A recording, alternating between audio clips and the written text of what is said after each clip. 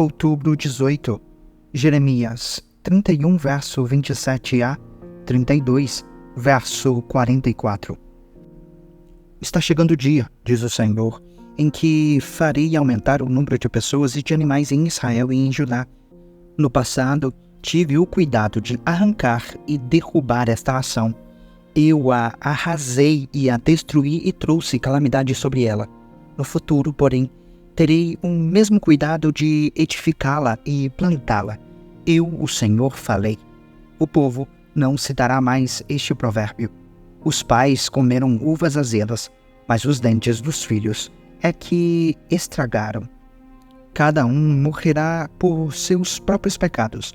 Quem comer uvas azedas é que ficará com os dentes estragados. Está chegando o dia, diz o Senhor, em que farei uma nova aliança com o povo de Israel e de Judá. Não será como a aliança que fiz com os seus antepassados, quando os tomei pela mão e os tirei da terra do Egito. Embora eu os amasse como o marido ama a esposa, eles quebraram a aliança, diz o Senhor. E esta é a nova aliança que farei com o povo de Israel depois daqueles dias, diz o Senhor. Porei minhas leis em sua mente e as escreverei em seu coração. Serei o seu Deus, e eles serão o meu povo. E não será necessário ensinarem a seus vizinhos e parentes, dizendo: você precisa conhecer o Senhor, pois todos, desde o mais humilde até o mais importante, me conhecerão, diz o Senhor. E eu perdoarei sua maldade e nunca mais me lembrarei de seus pecados. O Senhor dá o sol para iluminar o dia, e a lua e as estrelas para iluminarem a noite. Agita o mar e faz rugir as ondas. Seu nome é Senhor dos Exércitos, e é isto o que ele diz. Assim como não anulo as leis da natureza, não descartarei meu povo, Israel. Assim diz o Senhor. Assim como não se pode medir os céus, nem explorar os alicerces da terra, não rejeitarei o povo de Israel pelo mal que fizeram. Eu, o Senhor, falei. Está chegando o dia, diz o Senhor, em que Jerusalém será reconstruída para mim, desde a torre de Ananeel até o portão da esquina. Uma linha de medir será estendida sobre a colina de Garebe até Goã, toda a região incluindo o cemitério e o lugar onde se jogavam as cinzas, e todos os campos a leste, até o vale de Cedron e até o portão dos cavalos, serão santos para o Senhor. Jerusalém nunca mais será conquistada nem destruída. Jeremias recebeu essa mensagem do Senhor no 10º ano do reinado de Zedequias, rei de Judá. Esse também foi o 18º ano do reinado de Nabucodonosor. Nesta ocasião, o exército babilônio cercava Jerusalém e Jeremias estava preso no pátio da guarda no palácio real. Zedequias, rei de Judá, o havia colocado ali e perguntado por que ele continuava a anunciar essa profecia. Assim diz o Senhor: estou prestes a entregar esta cidade ao rei da Babilônia, e ele a conquistará. O rei Zedequias será capturado pelos babilônios e levado para falar face a face com o rei da Babilônia. O rei levará Zedequias para a Babilônia, onde lidarei com ele, diz o Senhor. Vocês não serão bem-sucedidos se lutarem contra os babilônios. Nesse tempo, o Senhor me enviou uma mensagem. Seu primo Anameel, filho de Salum, virá e lhe dirá: compre meu campo em Anatote. Pela lei, você tem direito de comprá-lo antes que eu ofereça outro. Exatamente como o Senhor tinha dito, meu primo Anameel veio me visitar na prisão e disse: compre meu campo em Anatote, na terra de Benjamim. Pela lei, você tem direito de comprá-lo antes que eu o ofereça a outro.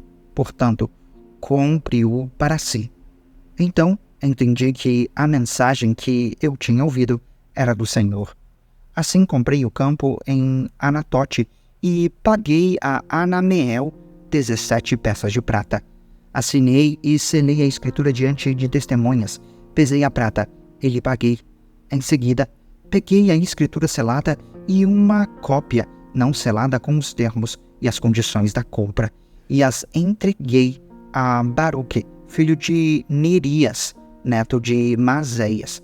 Fiz tudo isso na presença de meu primo, Anamiel, das testemunhas que assinaram a escritura e dos homens de Judá que estavam no pátio da guarda. Então, a presença deles disse a Baruque: assim diz o Senhor dos Exércitos, o Deus de Israel: pegue a escritura selada e a cópia não selada e coloque-as num vaso de barro, a fim de conservá-las por muito tempo. Pois assim diz o Senhor dos Exércitos, o Deus de Israel: algum dia as pessoas voltarão a ter propriedades nesta terra e comprarão e venderão casas, vinhedos e campos. Depois que entreguei os documentos a Baruque, filho de Nerias, orei ao Senhor: ó soberano Senhor, tu fizeste os céus e a terra com tua mão forte e teu braço poderoso. Nada é difícil demais para ti. Mostras tua bondade a milhares de pessoas, mas também permites que as consequências do pecado de uma geração recaiam sobre a geração seguinte. Tu és Deus grande e poderoso, o Senhor dos Exércitos. Tens toda a sabedoria e fazes grandes milagres. Vês a conduta de todos e lhes dás o que merecem. Realizaste sinais e maravilhas na terra do Egito, feitos lembrados ainda hoje. E continuas a fazer grandes milagres em Israel e em todo o mundo. Por isso, o teu nome é famoso até hoje. Tiraste Israel do Egito com sinais e maravilhas, com mão forte e braço poderoso e com grande terror. Deste ao povo de Israel esta terra que havias prometido a seus antepassados muito tempo atrás, terra que produz leite e mel com fartura. Nossos antepassados vieram e tomaram posse da terra, mas não quiseram te obedecer nem seguir tuas instruções. Não fizeram nada do que lhes ordenaste. Por isso, enviaste sobre eles essa terrível calamidade. Vê como foram construídas rampas junto aos muros da cidade, por meio de guerra, fome e doença. A cidade será entregue aos babilônios, que a conquistarão. Tudo aconteceu exatamente como anunciaste, e, no entanto, ó soberano Senhor, ordenaste que eu comprasse o campo e pagasse um bom preço por ele diante dessas testemunhas, embora a cidade esteja prestes a ser entregue aos babilônios. Então Jeremias recebeu essa mensagem do Senhor: eu sou o Senhor, o Deus de toda a humanidade. Acaso alguma coisa é difícil demais para mim? Portanto, assim diz o Senhor: entregarei essa cidade aos babilônios e a Nabucodonosor, rei da Babilônia, e ele a conquistará. Os babilônios que estão cercando os muros entrarão na cidade e a incendiarão. Queimarão todas as casas em que o povo provocou minha ira, queimando incenso a Baal em seus terraços e apresentando ofertas derramadas a outros deuses. Desde o princípio, Israel e Judá fizeram somente o mal, provocaram minha ira com suas maldades, diz o Senhor, desde o dia em que esta cidade foi construída até hoje. Não fez outra coisa senão despertar minha fúria. Por isso, estou decidido a me livrar dela. Os pecados de Israel e de Judá, os pecados do povo de Jerusalém, dos reis, dos oficiais, dos sacerdotes e dos profetas, provocaram minha ira. Meu povo deu as costas para mim e se recusou a voltar. Embora eu os tenha ensinado repetidamente, não quiseram receber instrução nem obedecer. Colocaram seus ídolos detestáveis em meu templo e o profanaram. Construíram lugares de adoração a Baal no vale de Ben-Hinom e ali sacrificaram seus filhos e filhas a Moloque. Jamais ordenei tamanha maldade. Nunca me passou pela mente. Esse terrível mal fez Israel pecar. Agora, quero dizer algo mais a respeito dessa cidade. Vocês afirmam: ela será entregue ao rei da Babilônia por meio de guerra, fome e doença. Mas assim diz o Senhor, o Deus de Israel: certamente trarei meu povo de volta de todas as nações entre as quais o espalhei em minha fúria. Eu os trarei de volta para este lugar e farei que vivam em segurança. Eles serão o meu povo, e eu serei o seu povo. Eu lhes darei um só coração e um só propósito: adorar-me para sempre, para o seu próprio bem e para o bem de seus descendentes. Estabelecerei com eles uma aliança permanente. Jamais deixarei de lhes fazer o bem. Porei em seu coração o desejo de me adorar, e eles nunca se afastarão de mim. Terei alegria em lhes fazer o bem, e os plantarei nesta terra firmemente de todo o coração. Assim diz o Senhor: assim como trouxe todas estas calamidades sobre eles, também lhes farei todo o bem que prometi. Campos voltarão a ser comprados e vendidos nessa terra sobre a qual hoje vocês dizem: foi arrasada pelos babilônios. É uma terra desolada, em que não há mais pessoas nem animais.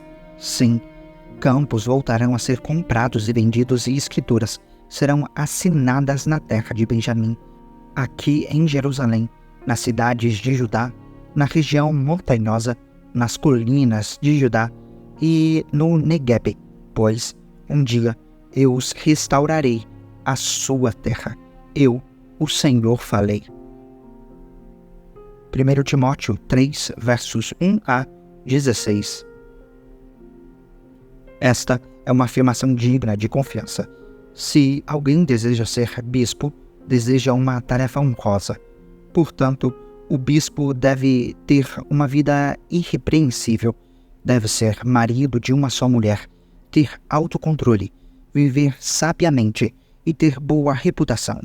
Deve ser hospitaleiro e apto a ensinar. Não deve beber vinho em excesso, nem ser violento. Antes, deve ser amável, pacífico e desapegado do dinheiro. Deve liderar bem a própria família e ter filhos que o respeitem e lhe obedeçam, pois, se um homem não é capaz de liderar a própria família, como poderá cuidar da Igreja de Deus? Não deve ser recém-convertido, pois poderia se tornar orgulhoso e o diabo o faria cair. Além disso, os que são de fora devem falar bem dele, para que não seja desacreditado e caia na armadilha do diabo. Da mesma forma, os diáconos devem ser respeitáveis e ter integridade. Não devem beber vinho em excesso, nem se deixar conduzir pela ganância. Devem ser comprometidos com o segredo da fé e viver com a consciência limpa. Antes de serem nomeados diáconos, é necessário que se faça uma avaliação cuidadosa. Se forem aprovados, então que exerçam a função de diáconos. De igual modo, as mulheres devem ser respeitáveis e não caluniar ninguém. Devem ter autocontrole e ser fiéis em tudo que fazem.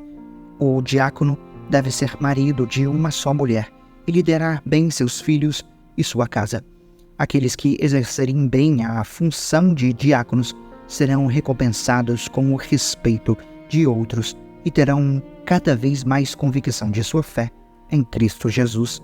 Embora espere vê-lo em breve, escrevo-lhe estas coisas agora, para que, se eu demorar, você saiba como as pessoas devem se comportar na casa de Deus. Ela é a igreja do Deus vivo, coluna e alicerce da verdade. Sem dúvida, este é o grande segredo de nossa fé. Cristo foi revelado em corpo humano, justificado pelo Espírito, visto por anjos, anunciado às nações, crido em todo o mundo e levado para o céu em glória. Salmos 88, versos 1 a 18. Ao regente do coral, salmo dos descendentes de Corá, para ser cantado com a melodia, o sofrimento da aflição. Salmo de Emã, o Israelita. Ó Senhor, Deus de minha salvação, clamo a Ti de dia, venho a Ti de noite. Agora, ouve minha oração. Escuta meu clamor, pois minha vida está cheia de problemas e a morte se aproxima. Fui considerado morto, alguém que já não tem mais forças.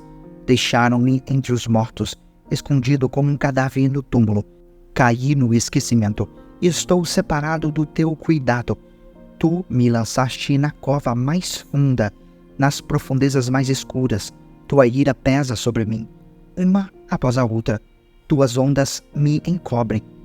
Afastaste de mim os meus amigos, e para eles me tornaste repulsivo. Estou preso numa armadilha, e não há como escapar. As lágrimas de aflição me cegaram os olhos. Todos os dias clamo por ti, Senhor, e a ti levanto as mãos. Será que tuas maravilhas têm algum uso para os mortos? Acaso os mortos se levantam e te louvam? Podem os que estão no túmulo anunciar teu amor? Podem proclamar tua fidelidade no lugar de destruição? Acaso as trevas falam de tuas maravilhas? Pode alguém na terra do esquecimento contar de tua justiça? A ti, Senhor, eu clamo. Dia após dia, continuarei a suplicar. Ó Senhor, por que me rejeitas? Por que escondes de mim o rosto? Desde a juventude estive doente e à beira da morte. Teus terrores me deixaram indefeso e desesperado. Sim, tua ira intensa me esmagou. Teus terrores acabaram comigo. O dia todo agitam-se ao meu redor como uma inundação e me encobrem por completo. Tiraste de mim meus companheiros e pessoas queridas. A escuridão é minha amiga mais chegada. Provérbios 25, versos 20 a 22. Entoar canções alegres para uma pessoa com um coração aflito é como tirar o agasalho de alguém num dia de frio ou derramar vinagre sobre uma ferida. Se seus inimigos tiverem fome, dê-lhes de comer. Se tiverem sede, dê-lhes de beber. Você amontoará brasas vivas sobre a cabeça deles, e o Senhor o recompensará.